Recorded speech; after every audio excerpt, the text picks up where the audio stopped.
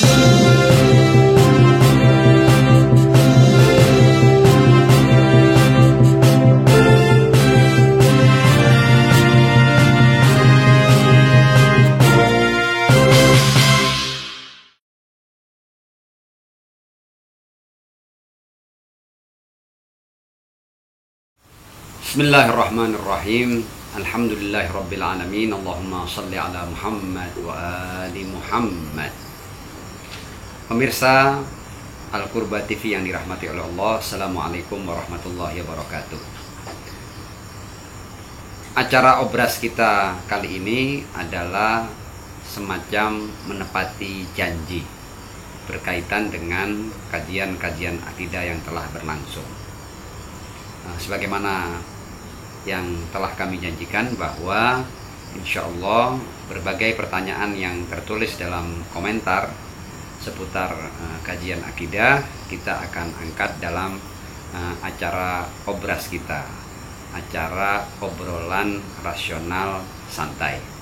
Dan alhamdulillah kita diberi taufik oleh Allah Subhanahu wa taala untuk sampai pada malam ini, di mana kita insya Allah akan menjawab atau membahas ya, apa-apa yang telah ditanyakan dalam kolom komentar 3 kajian akidah ya.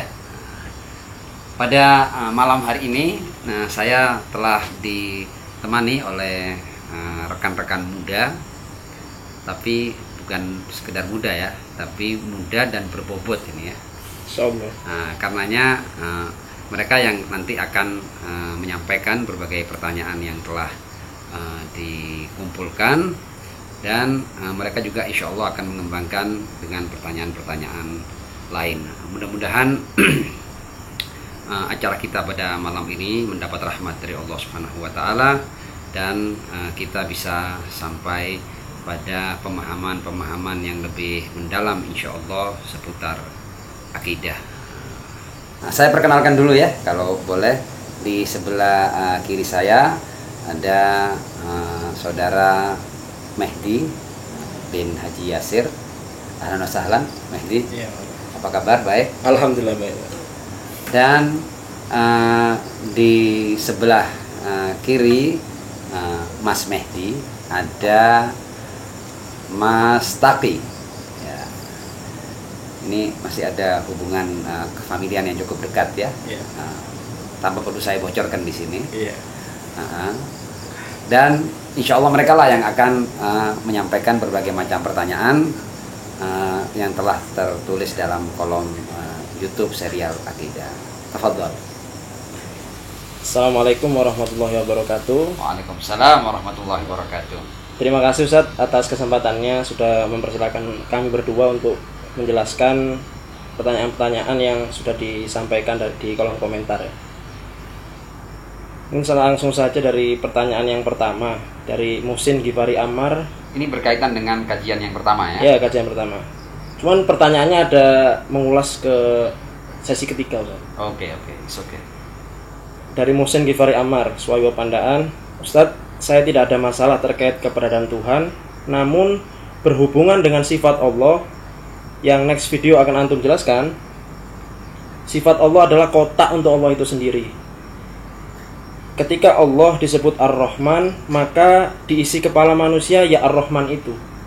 Padahal Allah itu harusnya out of the box, lebih dari kotak Ar-Rahman itu, dan di luar kotak yang diberikan oleh manusia.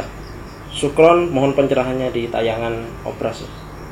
Jadi apa ya, kayak Allah ini seakan-akan dikotakkan dengan sifat-sifat yang diberikan oleh manusia-manusia ini. Ar-Rahman, Ar-Rahim itu Allah itu harusnya di luar dari itu semua. Kayak harus out of the box, harus keluar dari kotak yang disirkelkan oleh manusia ini, Ustaz. Oke, saya tangkap pertanyaannya. Tentu karena ini ditanyakan di kajian akidah yang pertama. Yeah. Nah, padahal insya Allah kalau seandainya saudara Muhsin Rifari itu mengikuti kajian akidah yang kedua, insya Allah terjawab. Tapi saya singgung sedikit jawabannya, bahwa kan kita jelaskan dalam kajian akidah kedua bahwa sifatullah ainu dzati, sifat Allah ya zatnya itu.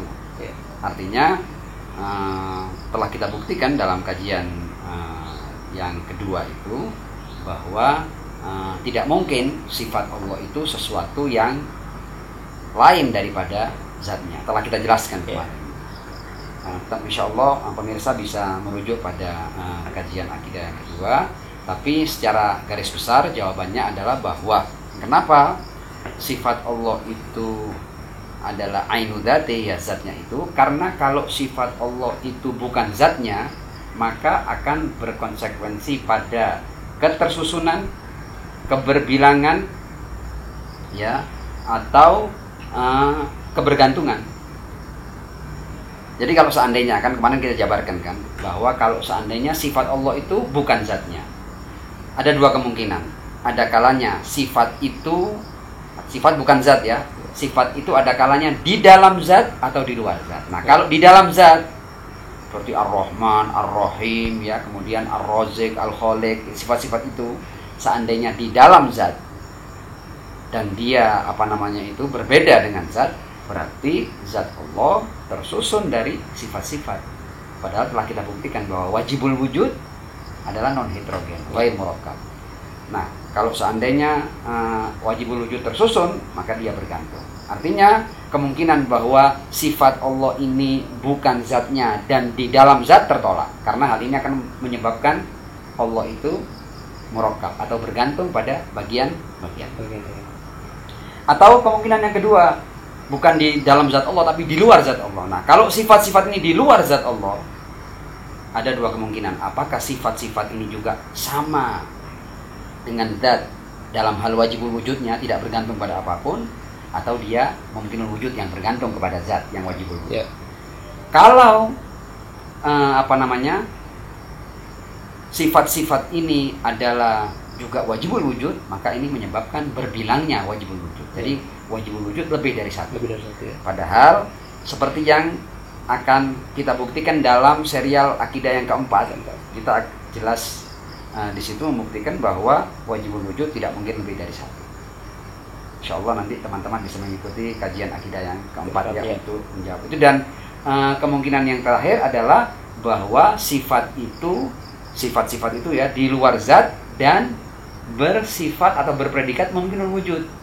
Berarti keberadaan sifat-sifat ini bergantung pada wajibul wujud. Jadi kalau zat itu mendapatkan sifat dari mungkinul wujud, lagi-lagi menjadikan wajibul wujud bergantung kepada mungkinul wujud. Dan semua ini telah tertolak dengan kita sampai pada hakikat wajibul wujud. Lantas kalau di isi kepala manusia ini ada pembatasan atas sifat-sifat Allah itu, Zat. Misal di otak kita ini Ar-Rahman itu maha kasih Allah atau maha penyayang Allah, itu hanya sekedar Allah ini memberikan rezeki, memberikan sehat untuk kita. Artinya ada pembatasan sifat Allah ini di isi kepala manusia itu. Gimana, apa kita yang salah, apa memang karena adanya sifat itu memang membatasi isi kepala manusia? Ya, bagus pertanyaan ini. Memang karena kita manusia ini kita ini makhluk yang terbatas ya, baik dari pemikiran kita, dari wujud kita ini terbatas. Otomatis hal-hal yang kita pahami itu pasti terbatas.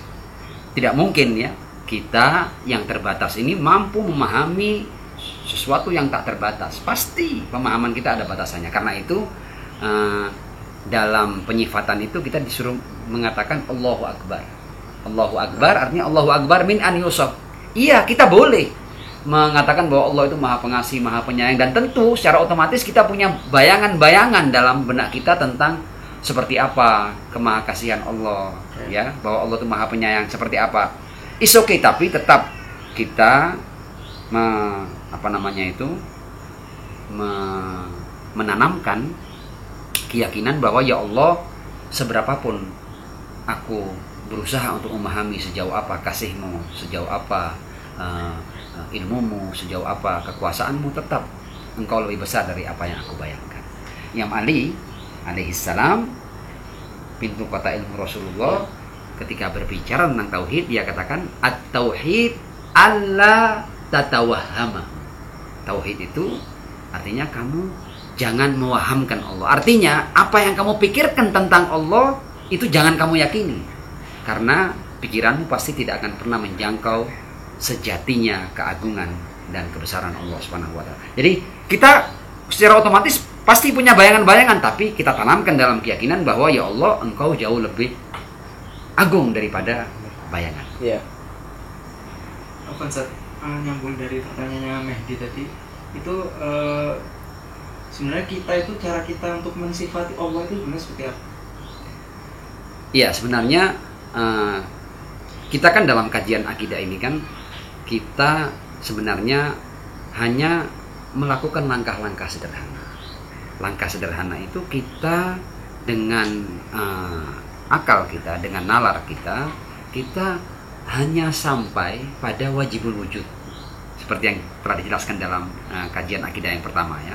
Yang kedua, wajibul wujud artinya kita sampai pada keharusan adanya keberadaan yang tidak bergantung pada apapun. Itu kan makna daripada wajibul wujud, dan penjelasannya sangat sederhana. Nah, ketika kita sudah sampai pada keberadaan yang tidak bergantung pada apapun, tentu kita tidak akan pernah, dan otomatis ketika tidak bergantung pada apapun, dia tak terbatas. Karena itu kita yang terbatas, secara logika kita tidak akan pernah mampu menjangkau seperti apa keberadaan yang tak terbatas ini. Kita hanya paham bahwa itu harus ada, tapi seperti apa, bagaimana, kapasitas kita terlalu terbatas untuk mampu menjangkaunya. Samalah. Jadi kalau apakah kita mampu memahami zat Allah? Tidak mampu, karena masalah kapasitas. Coba aja boleh, tapi tidak akan mampu. Sama seperti ini gelas aqua ini. Gelas aqua ini kan mungkin dia mampu hanya menampung sekian mililiter air, ya kan? Tidak mungkin kita paksakan gelas ini untuk menampung seluruh air di lautan. Kita mau upayakan bagaimanapun tidak bisa. Kenapa tidak bisa? Masalah kapasitas. Karena itu yang terbatas tidak akan pernah menjangkau yang tak terbatas. Jadi bahwa kita tidak akan paham zat Allah seperti apa, sifat Allah sejatinya seperti apa, itu adalah sesuatu yang rasional, yang kita yakini secara rasional bahwa yang terbatas tidak mungkin menjangkau yang tak terbatas. Nah, lalu bagaimana kita menyifatinya? Nah, kalau kita kembali kepada ajaran agama mengatakan bahwa jangan pernah engkau sifati Allah kecuali apa yang dia menyifati dirinya dengan sifat-sifat itu. Atau kalau dalam bahasa riwayat, jangan kita melampaui sifat-sifat yang telah Allah sifatkan untuk dirinya di dalam Al-Quran. La tajawaz ma fil Quran fatadillu ba'dal bayan. Dipahami ya, insyaallah ya? Okay. Berarti itu terserah kita bagaimana cara kita mensifati Allah, sepemahaman kita atau enggak, artinya kita hanya boleh menyifati Allah sebagaimana ia menyifati dirinya. Makanya Allah mengatakan dirinya dalam Al-Quran. Kita setiap kali membaca ayat pasti surat, ya pasti diawali dengan Bismillahirrahmanirrahim. Kita kenal dengan sifat yang paling populer, Ar-Rahman, Ar-Rahim, Maha Pengasih lagi Maha Penyayang. Ini kan Allah yang menyifati untuk dirinya kan. Nah, kita dari sifat ini kita paham bahwa Allah itu Maha Pengasih, Maha Penyayang. Seperti apa Maha Pengasihnya Allah, seperti apa Maha Penyayangnya Allah, ini yang tidak akan pernah kita pahami secara tuntas karena kita terbatas. Tapi artinya apapun, kalau untuk kita ya, apapun yang berarti kasih sayang, ya, apapun yang masuk dalam makna Rahman dan Rahim, itu ada pada Allah Subhanahu wa taala. Meskipun kita tidak akan pernah sampai pada hakikat Rahman dan Rahimnya Allah Subhanahu wa taala. Tapi setiap pemahaman manusia misalnya sama sifat kasih sayang, itu pemahaman sifat kasih sayang antar manusia aja udah beda. Jadi kan memahami sifat Allah itu, kita mensifat Allah sesuai dengan pemahaman kita juga, atau ada rule-nya tertentu? Ya, tadi kan sudah saya jelaskan bahwa tentang sifat Allah ini, apa yang Allah sifati untuknya, kita boleh menyifati Allah dengan sifat itu. Meskipun kita juga sadar bahwa kita tidak akan pernah mampu sampai pada hakikat sebagai contoh Rahman dan Rahimnya Allah. Kenapa? Karena masalah kapasitas. Artinya Allah Maha Pengasih, dan tentu kasih sayang Allah itu dengan kasih sayang yang kita pahami dari makhluknya, ya jauh, tidak bisa dibandingkan. Dipahami ya. Jadi semua kesempurnaan yang ada pada makhluk itu ada pada Allah Subhanahu wa taala. Karena Allah wajibul wujud. Ya. Ini baru satu pertanyaan masih panjang kayak gini ya. Iya. Menarik soalnya. Iya, insyaallah. Nyambung dari pertanyaan Mehdi, ini pertanyaan kedua di kajian akidah yang pertama. Dari metanekrosis. Namanya keren banget. Oke. Ustaz, saya mau tanya, Allah adalah pencipta, sedangkan pencipta tidak bisa disebut pencipta jika tidak pernah menciptakan. Sebagai contoh, seorang tidak bisa disebut sebagai penulis buku jika tidak pernah menulis buku. Tidak bisa disebut sebagai tukang kayu jika tidak pernah membuat kursi, meja, atau perabot kayu lain. Dan contoh profesi lain. Wal awwalul wal akhir. Allah disebut pencipta ketika memiliki ciptaan. Nah, ini berarti keberadaan makhluk itu ada sejak awal. Sama seperti keberadaan Allah. Ini juga berarti Allah butuh pada keberadaan makhluk agar bisa disebut pencipta. Atau mungkin ada penjelasan lain. Tolong dijelaskan dengan sederhana, Ustaz. Syukran lagi. Ya, oke. Pertanyaannya panjang tapi menarik. Sebenarnya kalau siapa tadi namanya? Metanekrosis. Iya, pasti itu bukan nama aslinya ya. Tapi ala kulli hal saya takut salah menyebutkan namanya. Susah disebutnya. Metanekrosis. Nekrosis ya. Sebenarnya ketika si penanya ini mengikuti kajian tentang wajibul wujud, jelaskan wajibul wujud itu adalah keberadaan yang tidak bergantung pada apapun. Jadi setiap makna yang menunjukkan kebergantungan Allah kepada selainnya itu ternafikan. Jadi sebenarnya ketika dia sudah paham ini, harusnya pertanyaannya tidak muncul. Karena tidak mungkin Allah itu menjadi pencipta karena makhluknya. Betul, Allah akan mendapatkan predikat sebagai pencipta setelah mencipta. Tapi kita telah jelaskan kan dalam bab dalam kajian yang ketiga itu ya, bahwa sifat-sifat itu ada sifat-sifat dzatiyah, ada sifat-sifat fi'liyah. Sifat dzatiyah adalah sifat yang bermuara langsung dari zat Allah, seperti Allah itu maha kuasa ya, Allah itu maha hidup, Allah itu maha mengetahui. Ini sifat-sifat yang bisa kita pahami langsung dari zat Allah. Adapun sifat-sifat yang dipahami dari hubungan antara Allah dan makhluknya, seperti Allah memberikan rezeki, Allah memberikan anugerah, Allah memberikan seperti tadi itu Allah mencipta ya, itu memang sifat-sifat fi'liyah. Dan sifat fi'liyah ini sebenarnya Allah itu wajibul wujud, tetap wajibul wujud meskipun tidak ada ciptaannya. Adapun wajibul wujud kemudian mencipta, itu adalah kehendaknya. Wajibul wujud tidak bergantung pada apapun.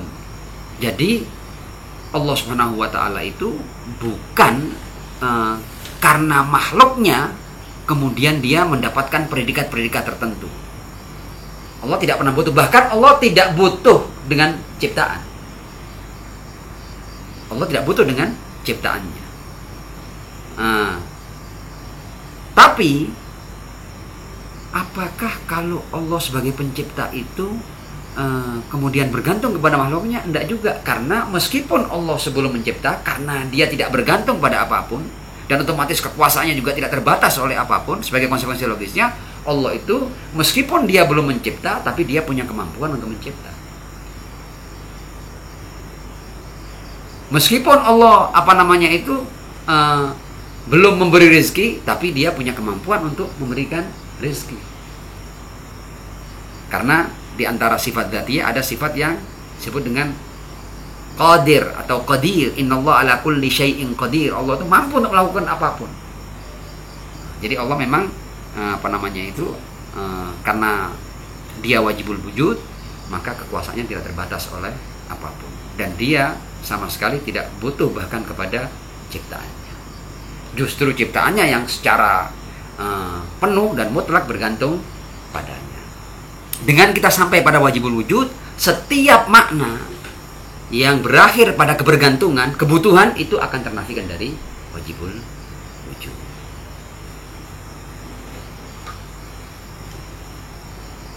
Masuk ke list pertanyaan kajian akidah yang kedua, Ustaz. Oke.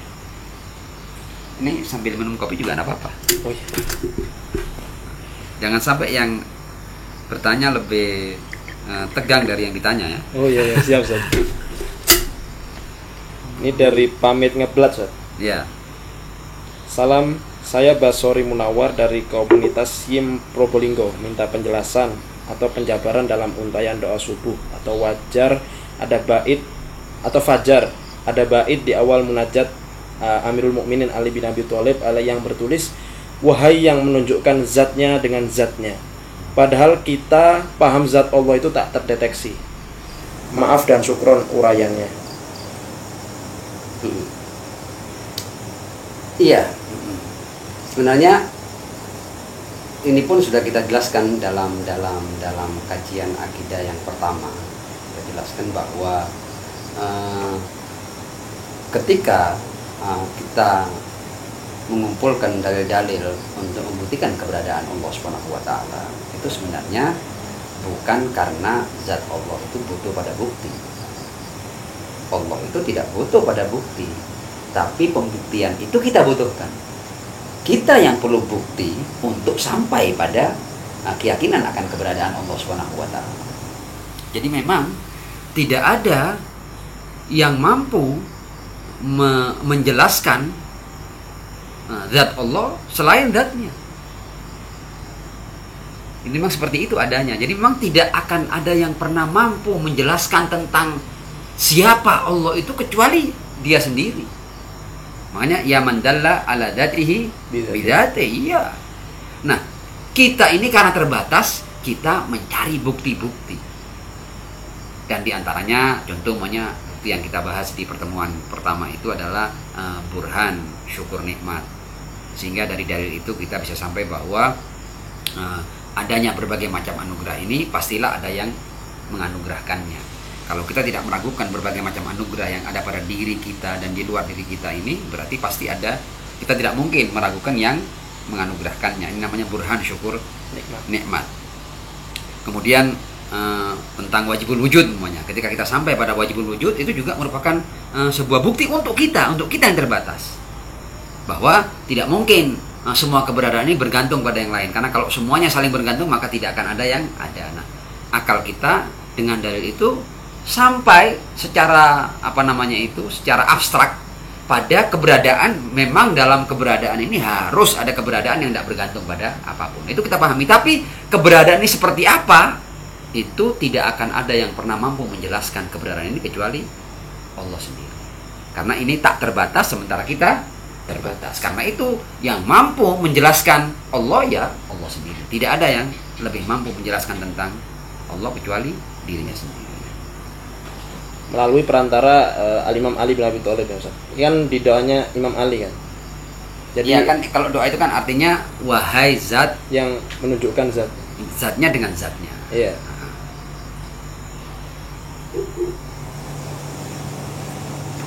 Konsep ini mungkin nggak masuk sama pertanyaan yang di Mehdi ya, tapi Ana terbesit kenapa wajibul wujud itu harus tidak bisa disifati gitu, bukan disifati ya, dijelaskan atau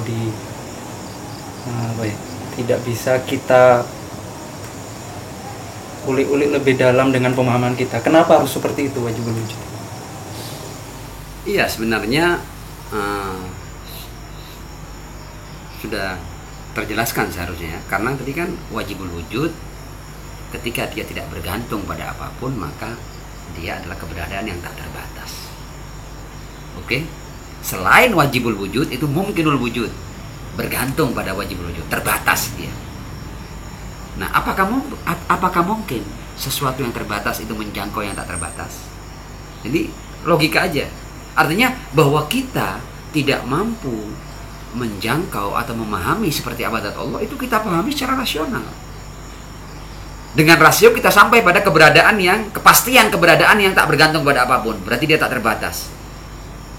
Dan dengan kita memahami bahwa wajibul wujud adalah keberadaan yang tak terbatas oleh apapun, maka otomatis kita juga sadar bahwa kita yang terbatas tidak akan pernah mampu menjangkaunya. Karena kita tidak akan melelahkan diri untuk memahami seperti apa sih zat Allah itu. Nggak perlu. Atau ginilah, saya kasih contoh, nggak usah jauh-jauh ke zat Allah. Nah ini tapi akhirnya jadi panjang operasi kita ini ya. Oke.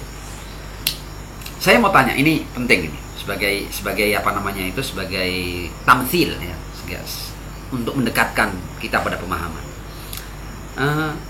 Pasti kita semua ini, kita yakin bahwa dalam diri kita itu ada sebuah kekuatan. Kekuatan itulah yang menentukan segala-galanya. Contoh, apakah saya mau pergi atau saya tidak pergi? Saya mau tidur jam berapa malam ini?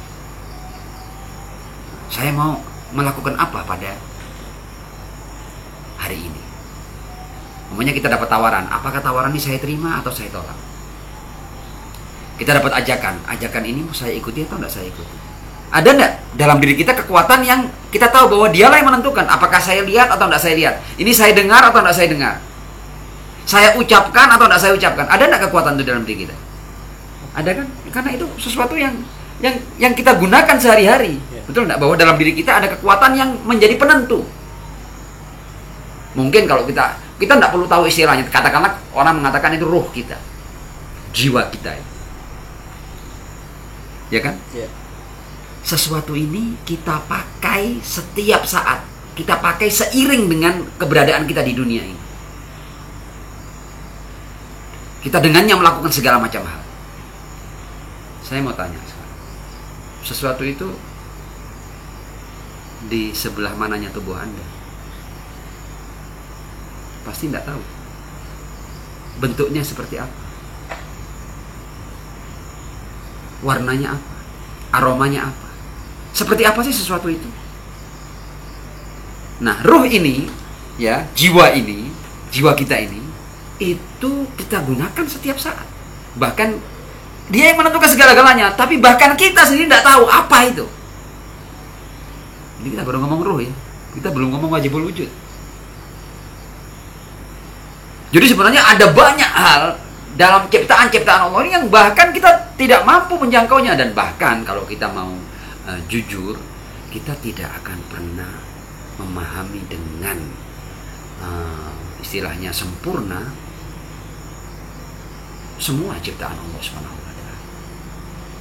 Kita hanya mendapatkan cuilan-cuilan pemahaman, cuilan-cuilan pengetahuan. Hakikatnya kita tidak akan pernah sampai.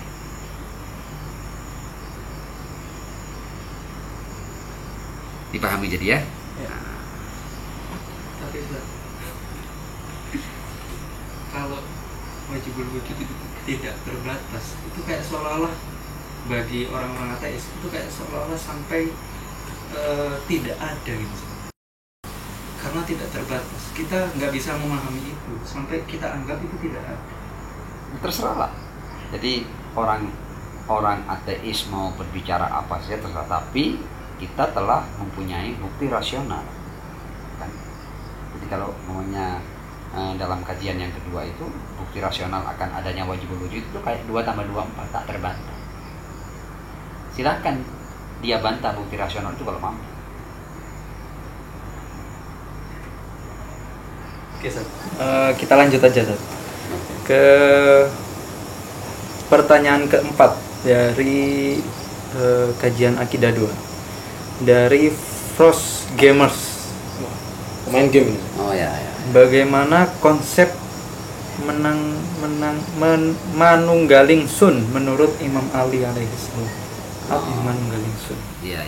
Ini manunggaling kawula Gusti, mungkin begitulah. Atau wahdatul wujud ya. Itu mungkin kalau di Indonesia ini biasanya disematkan pada pribadi seperti Syekh Siti Jenar. Ini pembahasan yang sebenarnya cukup berat ya, cukup berat. Tapi kita buat sederhana aja ya. Kita buat sederhana. Wahdatul wujud atau manunggaling kawula Gusti itu sebenarnya kita tidak bijak untuk, artinya banyak orang yang kemudian menuduh musyrik, menuduh kafir ya kepada mereka yang punya keyakinan akan wahdatul wujud atau manunggaling kawula Gusti. Tapi sebenarnya lebih tepatnya kita harus bertanya kepada mereka. Mereka itu ketika berbicara manunggaling kawula Gusti atau wahdatul wujud, makanya kalau ngomong aku adalah Tuhan, kita harus tanya apa maksudnya. Apa sih jabarannya dari pernyataan dia ini? Karena kita tidak mungkin kan menjelaskan pernyataan orang dengan pikiran kita. Orang itu mengatakan sesuatu, harusnya kita tanya, apa maksudmu dari pernyataan ini?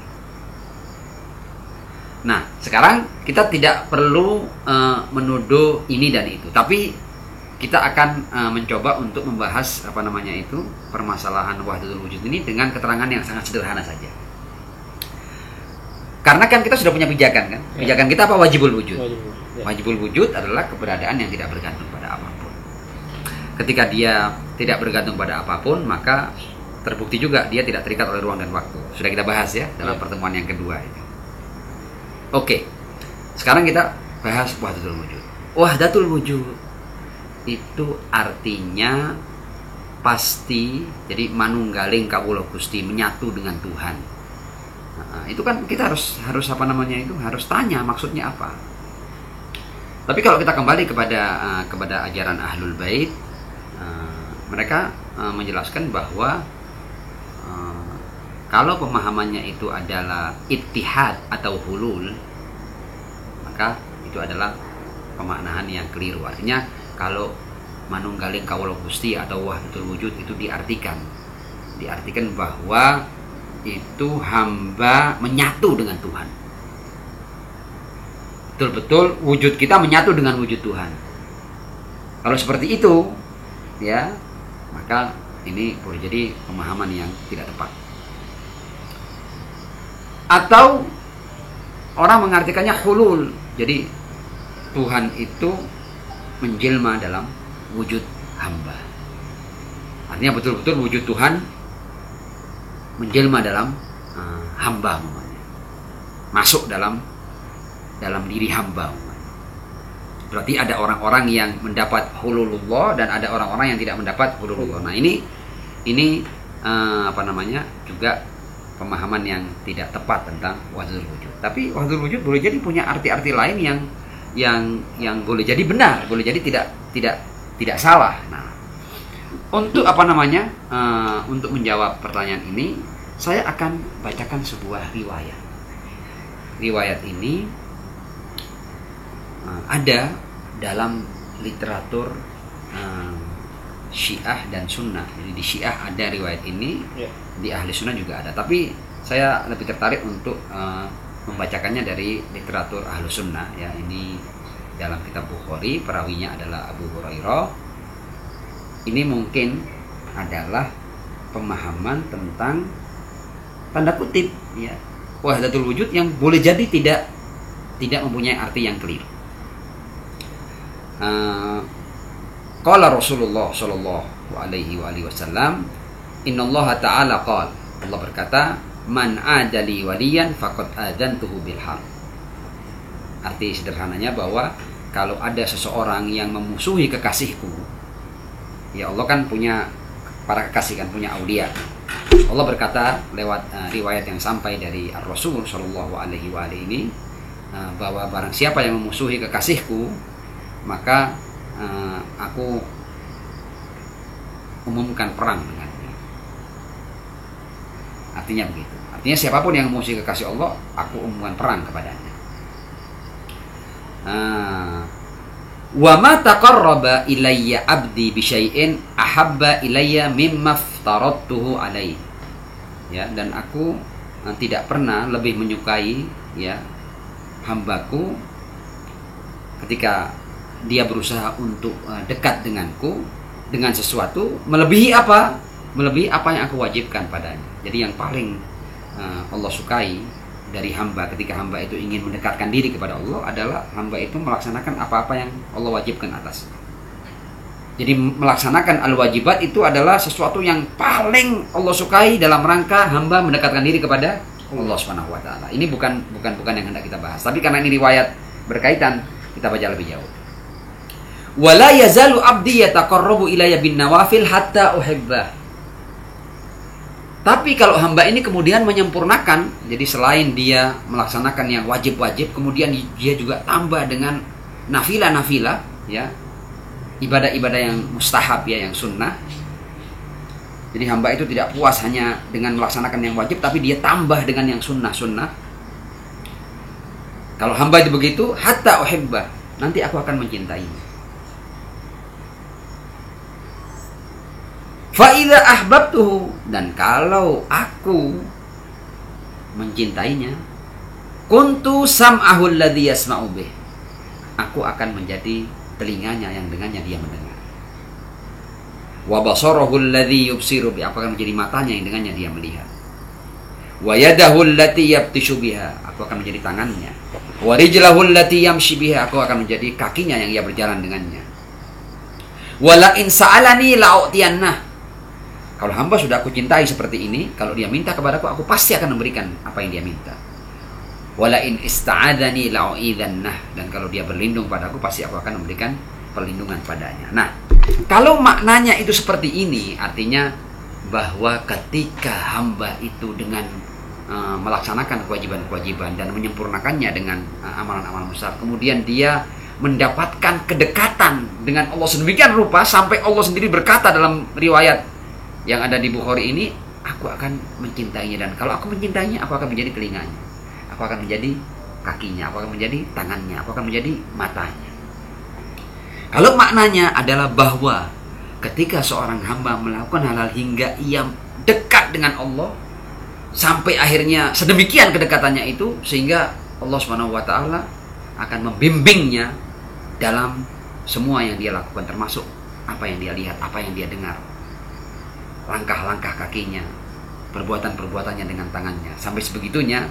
Artinya bahwa bukan berarti betul-betul, ya, saya melihat dengan mata Tuhan, meskipun dalam istilah dikatakan seperti itu, aku akan menjadi telinganya, aku akan menjadi matanya. Tapi kan ini bukan berarti kemudian Allah masuk dalam mata kita, kemudian kita melihat dengan mata Allah. Allah masuk dalam diri kita, kemudian kita mendengar dengan telinga Allah. Bukan begitu maksudnya. Artinya saking dekatnya, sampai dia dapat perhatianku seakan, tanda kutip, seakan ia mendengar dengan telinga, melihat dengan mata, kuatnya dapat bimbingan penuh dari Allah SWT, sehingga dia jauh dari kesalahan dan kekeliruan. Nah, kalau makna dari manunggaling kawula Gusti itu adalah makna yang seperti ini, bahwa karena pada hakikatnya satu-satunya keberadaan yang hakiki itu adalah Allah, sementara yang lain adalah keberadaan-keberadaan yang sepenuhnya bergantung kepada Allah. Kalau itu, jadi kita ini hanya manifestasi, artinya yang layak disebut ada itu sebenarnya hanya Allah. Keberadaan kita ini adalah keberadaan yang sepenuhnya bergantung kepada Allah. Kalau makna daripada manunggaling kawula Gusti adalah pemahaman bahwa yang selain Allah itu bergantung mutlak pada wujud Allah, itu boleh jadi justru itulah tauhid yang hakiki. Orang itu memahami eksistensinya secara sempurna bergantung kepada Allah. Nah, kalau ini yang dipahami, bukan artinya dia menjadi menyatu dengan Tuhan atau Tuhan masuk dalam dirinya. Nah, kalau yang Tuhan hulul atau hamba menyatu dengan Tuhan, ini sudah jelas pemahaman yang keliru. Tapi kalau pemahaman bahwa keberadaan selain wajibul wujud sepenuhnya bergantung kepada wajibul wujud, itu justru diantara makna mendalam daripada tauhid. Artinya bahkan kita tidak memberikan predikat hakiki pada keberadaan kita. Kenapa? Karena keberadaan kita adalah keberadaan bukan tidak ada loh ya, ada, tapi keberadaan yang sepenuhnya bergantung kepada Allah. Jelas. Selanjutnya, pertanyaan selanjutnya dari Yusuf Husin. Ini mungkin agak panjang loh pertanyaannya. Oh, itu sebenarnya bukan pertanyaan, itu hanya hanya penjelasan, dan saya sudah komentari di di kolom komentar itu ya. Yeah. Saya komentari bahwa memang ini sejatinya kajian kita itu kajian yang sederhana, dan kalau kita mau bahas pembahasan dia ini bisa 10 kelas tersendiri itu. Iya, yeah. Jadi di skip aja. Di skip aja saja. Nanti next dari Langsung ke pertanyaan selanjutnya dari serial akidah yang ketiga, Ustaz. Akun bernama Sol Huda, Ustaz. Tolong dijelaskan wajibul wujud itu bisa dirasa tentang keberadaannya. Terima kasih, Ustaz. Iya. Bisa dirasa. Iya, bisa dirasa. Ini pertanyaannya juga multitafsir juga. Dirasa itu apakah dirasa seperti makanan atau dirasa dengan rabaan tangan, keberadaannya dijamah, disentuh ya. Tentu kalau yang dimaksud dengan rasa itu rasa-rasa yang sifatnya sensasional ya, sensasi dengan indera, jelas tidak mungkin. Karena sudah kita buktikan bahwa wajibul wujud karena dia tidak bergantung pada apapun, pasti dia tidak tersusun. Ketika dia tidak tersusun, maka tidak ada fenomena material yang layak menjadi wajibul wujud. Jadi jangan harap kita akan mendengar suara Tuhan atau melihat Tuhan atau merasa Tuhan.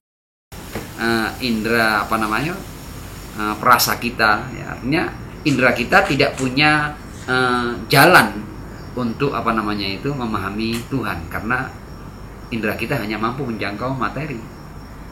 Karena Tuhan bukan materi, maka jangan harap Anda akan melihat Tuhan, mendengar Tuhan, menjamah Tuhan, jangan harap. Ya. Nah, makanya di Al-Qur'an dikatakan la tudrikuhul absar wa huwa yudrikul absar. Tidak ada mata yang mampu menjangkaunya. Tapi dia mampu menjangkau seluruh penglihatan.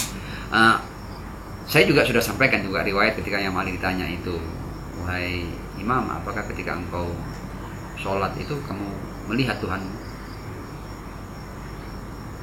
Katanya Malik, aku tidak mungkin menyembah Tuhan yang tidak aku lihat. Tapi katanya Malik, aku tidak melihatnya dengan mata fisik ini, aku melihatnya dengan hakikat-hakikat keimanan. Nah, apa hakikat keimanan ini? Seperti ini, ketika akal kita sampai pada keberadaan wajibul wujud, itu salah satu contoh dari hakikat keimanan, bahwa nalar kita yakin bahwa harus ada keberadaan yang tidak bergantung pada apa. Dan sama. Jadi kalau orang berusaha ingin, jadi kadang-kadang karena kita ini materi dan kita biasa melakukan sensasi terhadap materi yang lain ya, melihatnya, mendengarnya, menjamahnya ya, merasakannya, maka kita juga sebenarnya ingin Tuhan itu juga seperti itu, padahal mustahil. Sama dengan kita tidak mungkin kita pernah berusaha untuk mendengar warna. Anda pejamkan mata, Anda kemudian dekatkan telinga Anda pada benda-benda untuk Anda pahami warnanya apa ini ya, bentuknya apa ya. Nah, karena kita tahu bahwa memang telinga ini hanya mampu mendengar suara, sebagaimana mata hanya mampu melihat gambar-gambar, warna-warna, visual. Kita juga tidak pernah maksa mata untuk telinga kita mendengar ini suaranya merdu ya, ngomong apa ini ya, lo. Jadi dimensi yang kita lihat dengan dimensi yang kita dengar berbeda. Nah, Tuhan karena dia tidak bergantung pada apapun, maka dia tidak seperti apapun. Ketika dia tidak seperti apapun, maka indera kita terlalu lemah untuk mampu menjangkau Tuhan atau wajibul wujud. Jadi keberadaannya itu bukan dirasa tapi diyakini. Dengan apa diyakini? Ya dengan diantaranya hakikat-hakikat keimanan. Ketika kita sampai bahwa harus ada keberadaan yang tidak bergantung pada apapun, itu adalah bagian daripada kita melihat Allah, tanda kutip ya, bukan melihat dengan mata tapi melihat dengan hakikat-hakikat keimanan. Keberadaannya diyakini. Oke. Lanjut ke pertanyaan selanjutnya, Ustaz. Dari Pamit Ngeblat. Salam, kalau memang Allah Maha Kuasa, mengapa masih ada malaikat pembagi rizki, pencabut nyawa, dan lain-lainnya? Kok kesannya Allah tidak bisa melakukan sendiri akan kekuasaan yang dimiliki? Maaf dan terima kasih. Iya, kalau kita kembali kepada ayat-ayat Al-Quran, memang Allah kadang-kadang menisbatkan, kayak contoh urusan mencabut nyawa ya. Kadang-kadang Allah mengatakan Allah ya taufal anfus, Allah yang mencabut nyawa. Kadang-kadang di ayat lain mengatakan malaikat yang melakukan pencabutan nyawa. Dan sebenarnya mendelegasikan sebuah tugas itu bukan tanda ketidakmampuan. Makanya ketika contoh kecil aja. Contoh kecil ini karena pertanyaan sederhana, kita jawab sederhana. Ketika kita minta anak kita untuk, nak tolong belikan gula 1 kilo. ketika kita mendelegasikan sebuah tugas kepada anak kita, apakah ini berarti kita tidak mampu beli gula sendiri? Ya, jadi tidak harus mendelegasikan sebuah tugas itu tidak serta-merta berarti ketidakmampuan justru itu menunjukkan keperkasaan ya, karena dia yang maha segala-galanya, dia yang menentukan, dia mau cabut sendiri, mau menugaskan kepada siapa yang dia inginkan, itu kuasa dia. Dan sekali lagi, mendelegasikan sebuah tugas tidak serta-merta menjadi bukti bahwa yang mendelegasikan tidak mampu melakukan. Ada analogi menarik Ustaz, Nah, silakan. tentang malaikat atau pembantu Allah ini.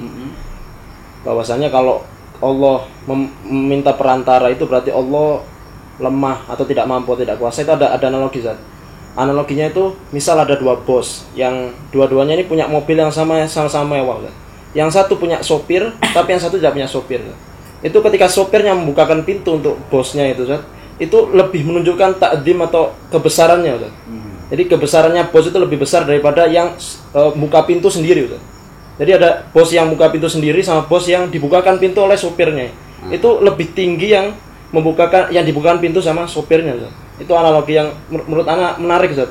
Oke, bagus ya. Untuk mensifati ini Ustaz. Benar, itu bisa jadi sebuah sebuah jawaban juga. Dan lagi pula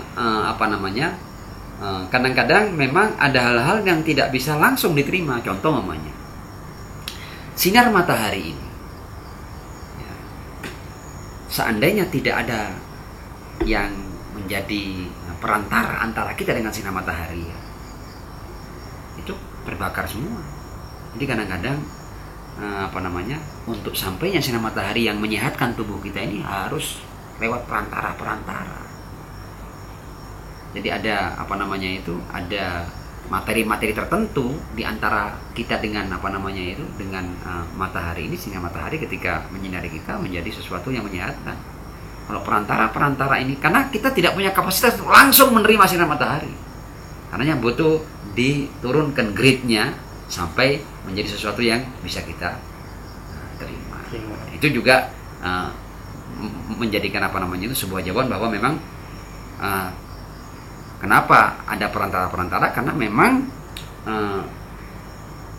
makhluk ini terbatas, ya, dan untuk sampainya berbagai macam anugerah harus lewat saluran-saluran yang Allah ciptakan sehingga bisa sampai kepada yang terbatas. Seperti itu. Next, mungkin pertanyaan yang terakhir yang ditulis di kolom komentar Ustaz. Ya, dan insya Allah ini juga menjadi penutup ya? Penutup, karena sudah ya. cukup panjang ini. Ya, panjang sekali. Dari Najib Al-Haddad, ini ada ucapan terima kasih. Jazakumullahu khairan lijaza, barakallahu fikum. Bagaimana mendekatkan diri kepada Allah dalam sholat supaya bisa khusyuk tanpa membayangkan wujud Allah? Afwan maskur. Iya, memang seperti yang kita bahas tadi, bahwa memang kadang-kadang kita ini walaupun kita tidak ingin membayangkan Allah, tapi kan kadang-kadang terbayangkan. Kita ini secara otomatis karena otak kita itu aktif, ya, dan daya khayal kita juga aktif, otomatis kita akan berkhayal tentang Allah Subhanahu wa taala. Tapi untuk amannya, jadi kita bukan mematikan daya khayal itu, tapi kita fahamkan pada diri kita bahwa apapun yang kamu khayalkan, wahai manusia yang terbatas, tentang Tuhanmu jauh lebih agung daripada apa yang mampu kamu bayangkan. Nah, jadi sehingga kita aman. Meskipun kadang-kadang daya khayal kita yang liar ini kadang-kadang punya bayangan begini begitu tentang Allah, tapi tetap sudah kita amankan dengan apa? Dengan sebuah keyakinan yang kita patrikan dalam hati kita bahwa ya Allah, ampuni aku, maafkan aku seandainya kadang-kadang akalku, pikiranku, ya kan, sampai pada gambaran-gambaran tertentu tentangmu, tapi ketahuilah ya Allah bahwa aku meyakinimu, engkau lebih agung daripada apa yang kadang-kadang terlintas dalam benak. Sehingga dengan begitu kita juga tidak terlalu was-was. Kadang-kadang dalam sholat orang takut dengan kesalahan, akhirnya dia was-was. Dan untuk mematikan daya khayal, bayangan itu bukan pekerjaan yang mudah. Ya.